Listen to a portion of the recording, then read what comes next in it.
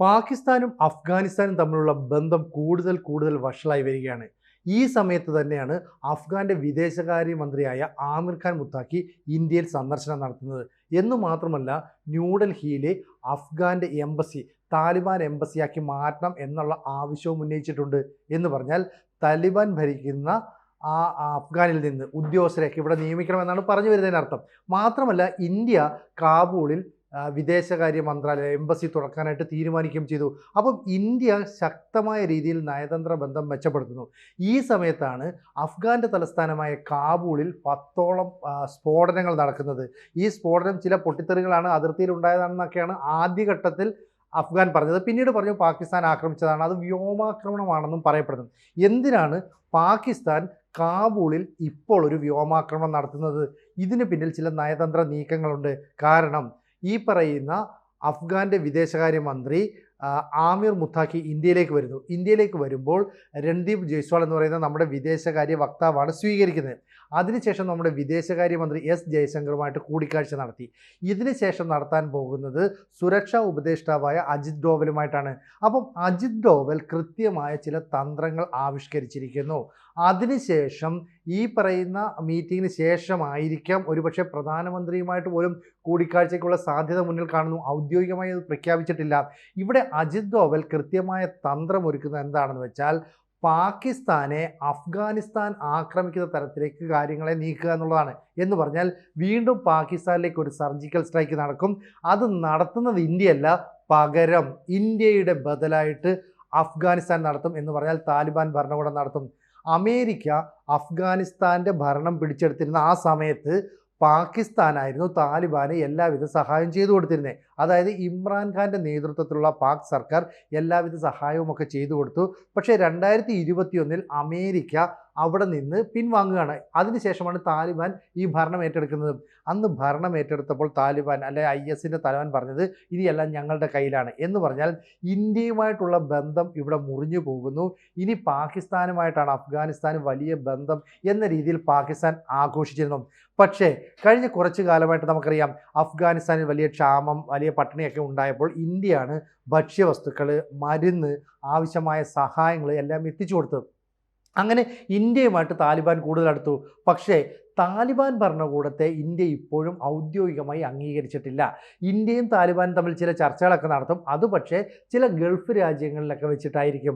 അപ്പം ഒരു പിൻവാതിൽ ചർച്ചകൾ എന്നതിനപ്പുറത്തേക്ക് നേരിട്ടുള്ള ചർച്ചകൾ നടന്നില്ല. പക്ഷേ ഇവിടെ ഒരാഴ്ചയിലേക്ക് സന്ദർശനത്തിനായിട്ട് അവരുടെ വിദേശകാര്യമന്ത്രി എത്തുന്നു, നമ്മുടെ വിദേശകാര്യമന്ത്രിയുമായി കൂടിക്കാഴ്ച നടത്തുന്നു, അടുത്ത സുരക്ഷാ ഉപദേഷ്ടാവുമായി കൂടിക്കാഴ്ച നടത്തുന്നു. എന്ന് പറഞ്ഞാൽ നയതന്ത്ര ബന്ധം വിപുലപ്പെടുത്താനായിട്ട് തീരുമാനിക്കുന്നു.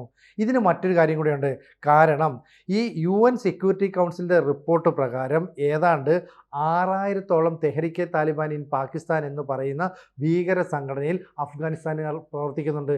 അത് ഈ പാകിസ്ഥാനിനുള്ളിൽ തന്നെ ആഭ്യന്തരമായി പ്രശ്നങ്ങൾ സൃഷ്ടിക്കാൻ വേണ്ടി പ്രവർത്തിക്കുന്നവരാണ്. അതുപോലെ ഖൈബർ പഖ്തൂൺഖ്വ മേഖല, ഈ പഖ്തൂൺ വിഭാഗത്തിൽപ്പെട്ട ആളുകൾ അഫ്ഗാനിസ്ഥാനിലുണ്ട്, പാകിസ്ഥാനിലുമുണ്ട്.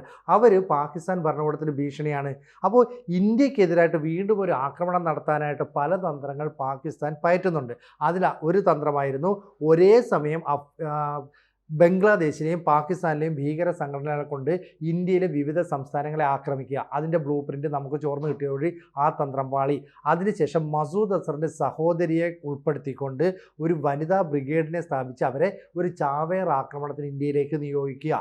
ഇക്കാര്യം നമ്മൾ കൃത്യമായിട്ട് ഇൻ്റലിജൻസ് വിങ്ങിലൂടെ അറിഞ്ഞു. ഇപ്പോൾ അടുത്ത തന്ത്രം അഫ്ഗാനിസ്ഥാനിൽ കുറച്ച് ആക്രമണങ്ങളൊക്കെ നടത്തുന്നു. ഇവർ അതിന് പറയുന്നത് എന്താണെന്ന് വെച്ചാൽ, ഈ അഫ്ഗാനിസ്ഥാൻകാരായ 1300ഓളം തീവ്രവാദികളെ പാക് സൈന്യം വധിച്ചു എന്ന് പറയുന്നു. അത് എത്രത്തോളം സത്യമാണെന്ന് നമുക്കറിയില്ല. എന്തായാലും 2023 ശേഷം പാകിസ്ഥാനിൽ 80,000ഓളം അഫ്ഗാൻ കുടിയേറ്റക്കാർ വന്നു കയറിയിട്ടുണ്ടെന്നാണ് കണക്കുകൾ സൂചിപ്പിക്കുന്നത്.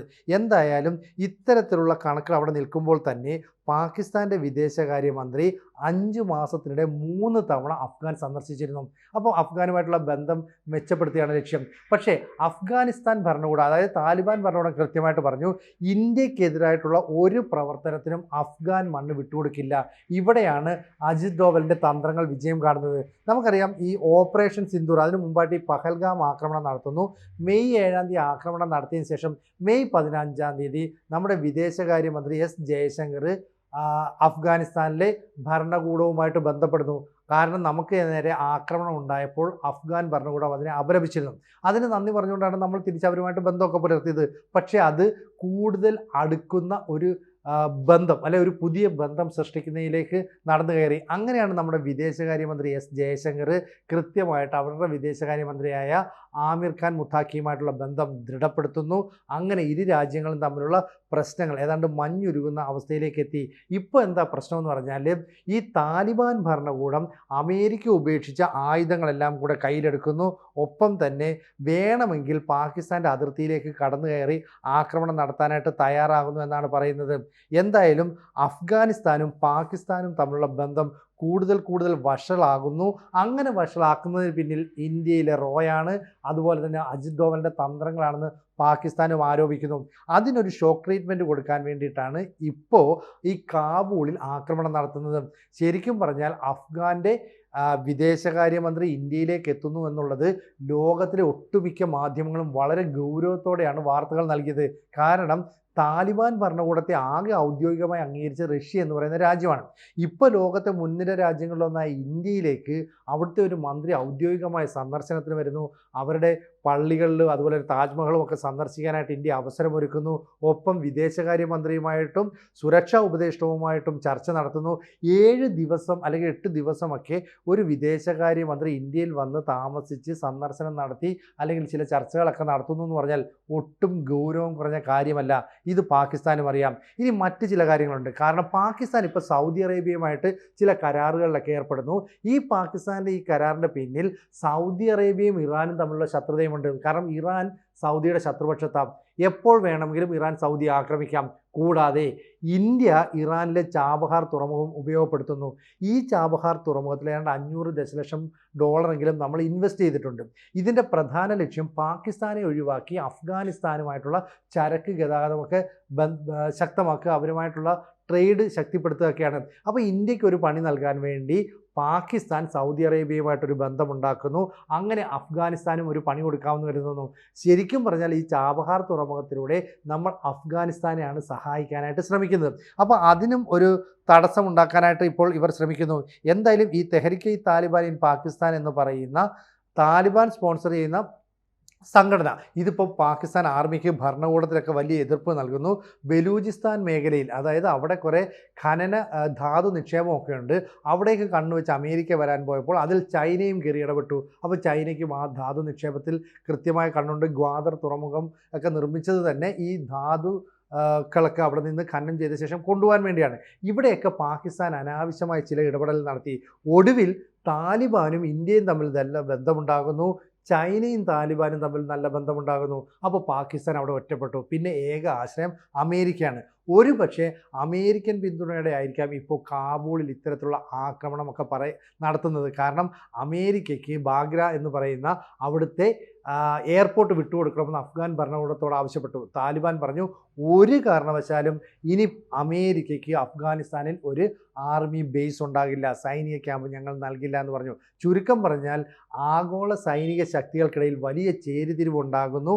ഒരു പക്ഷേ അമേരിക്കൻ പിന്തുണയോടെയാണ് ഇപ്പോൾ കാബൂളിൽ ഈ ആക്രമണങ്ങൾ പാകിസ്ഥാൻ ആസൂത്രണം ചെയ്യുന്നതെങ്കിൽ ശക്തമായ തിരിച്ചടി ഉണ്ടാകും. ഏത് നിമിഷവും പാകിസ്ഥാൻ അതിർത്തികളിൽ വലിയ ആക്രമണം ഉണ്ടാകും.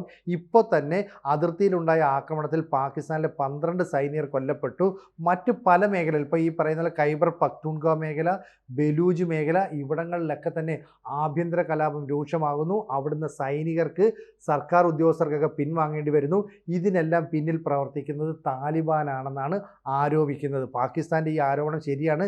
കാരണം 6000-ഓളം ഈ പറയുന്ന തെഹ്രീക്കെ താലിബാൻ പ്രവർത്തകർ ഇപ്പോൾ തന്നെ പാകിസ്ഥാനിൽ പ്രവർത്തിക്കുന്നുണ്ട്. കൂടാതെ 80,000-ഓളം അഭയാർത്ഥികളാണ് അഫ്ഗാനിസ്ഥാനിലുള്ളത്. അപ്പോൾ താലിബാൻ ഒരു കൃത്യമായ നിർദ്ദേശം നൽകിയാൽ പാകിസ്ഥാനിൽ പലയിടത്തും ആഭ്യന്തരമായി പല പ്രശ്നങ്ങളും ഉണ്ടാകാം. ഇതിൻ്റെ മാസ്റ്റർ ബ്രെയിൻ ഇന്ത്യയാണ് അല്ലെങ്കിൽ അജിത് ഡോവലാണ് എന്നുള്ളതാണ് പാകിസ്ഥാനെ ഏറെ സമ്മർദ്ദത്തിലാക്കുന്നത്. എന്ന് പറഞ്ഞാൽ അവർ പേടിക്കുന്നത് അടുത്ത ഒരു സർജിക്കൽ സ്ട്രൈക്ക് എപ്പോൾ വേണമെങ്കിലും സംഭവിച്ചേക്കാമോ എന്ന ആശങ്കയിലാണ്. അത് ഇന്ത്യ ആയിരിക്കില്ല നൽകുന്നത്. ഇന്ത്യ മറിഞ്ഞിരുന്നത് കൊണ്ട് അഫ്ഗാനിസ്ഥാനെ കൊണ്ട് നൽകുന്ന ഷോക്ക് ട്രീറ്റ്മെൻ്റ് ആയിരിക്കും. അത് സംഭവിക്കുമോ ഇല്ലയോ എന്നുള്ള ആശങ്കയിലാണ് ലോകവും ഇപ്പോൾ കാത്തിരിക്കുന്നത്. കൂടുതൽ വാർത്തകളും വിശേഷങ്ങളും നിങ്ങളിലേക്ക് എത്താൻ ABC മലയാളം സബ്സ്ക്രൈബ് ചെയ്യുക, ബെൽബട്ടനും അമർത്തുക.